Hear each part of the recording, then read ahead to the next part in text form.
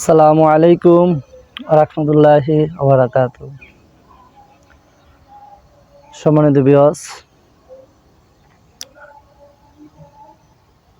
আমি একটা হাদিস বলবো। একটা হাদিস শুনলে 1 বছর নফল ইবাদত করার সওয়াব পাওয়া যায়। আর যদি কেউ একটা হাদিস অনুযায়ী আমল করে, তা 10 গুণ আল্লাহ তাআলা বাড়ায় দেয়। আল্লাহ তাআলা ইচ্ছা করলে আরও বাড়ায় দিতে পারে। যে হাদিসটা হলো আমি ধরেন একটা ময়লার ভিতরে পড়ে গেছি, আমার শরীরে অনেক ময়লা লাগছে। এখন আমি যদি বাসায় যাওয়ার পথে প্রথম একটা পুষ্করণী পড়লো, আমি ওই পুষ্করণীতে একবার গোসল করলাম, আমার শরীর থেকে কিছু ময়লা চলে যাবে।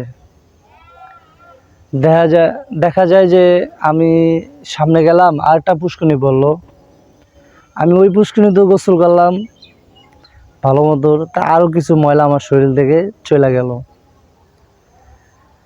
তারপরে দেখা যায় আমি আবার কিছু দূর গেলাম, আবার একটা পুষ্করণী পড়লাম আমার বাসার সামনে যাওয়ার আগে। 3য় নম্বর পুষ্করণী গোসল করলাম।